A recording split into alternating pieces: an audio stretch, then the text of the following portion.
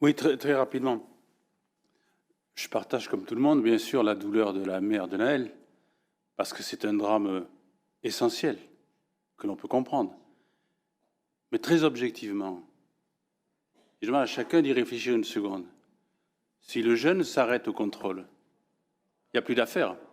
Il n'y a plus d'affaires. Non, mais vous pouvez. La majorité des citoyens français, vous avez vu comment le sondage, 70% pensent qu'il y a aussi ce problème-là. Si vous êtes arrêté un compte, vous arrêtez. Si vous arrêtez, même si vous avez quelque chose à vous reprocher. Il avait été arrêté 7, 8, 9, 10 fois, donc il ne risquait pas grand-chose. Que le policier fait une bavure ou tout ça, personne, la justice le dira. Mais la réaction de dire la violence derrière, parce que ce jeune, malheureusement, a été tué volontairement ou involontairement, peu importe. Mais pourquoi y a-t-il ces refus d'obtempérer? Je ne comprends pas ça. Oui. Permettez. Vous n'êtes pas pour le respect de la loi? Respectons la loi. Qu'est-ce que... C'est pas ça que... Vous êtes en train de dénaturer ce que je dis. Je ne parle pas de la peine de mort. Je dis le fait de refuser un contrôle. Quel est le problème de refuser un contrôle? Et quel est le problème? Il s'est arrêté, point. Il avait déjà eu 10 contrôles comme ça, terminé. Donc, non, mais vous pouvez hurler, le fait démarre parce qu'il y a cet incident. Après, justement parce qu'il y a on va l'appeler cette bavure, il y a deux solutions. Ou on laisse faire la justice et on fait appel au calme, ou on fait comme M. Poutou et on appelle à l'insurrection.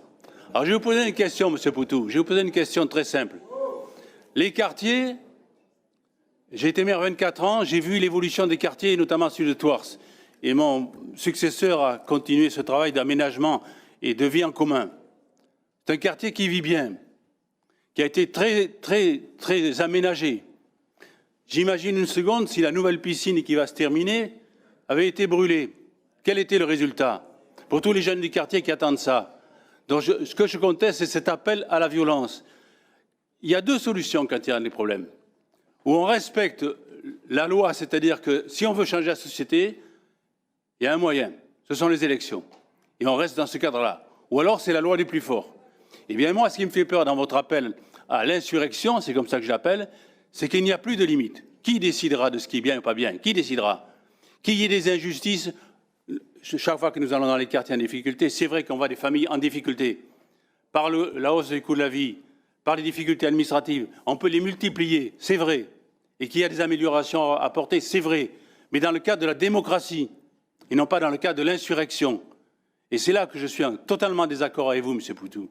Il faut qu'on reprenne la discussion, mais dans le cadre démocratique. Sinon, qui décidera? Quelle sera la situation? Le président de la République va s'exprimer cet après-midi, sûrement, après avoir réuni un conseil de sécurité.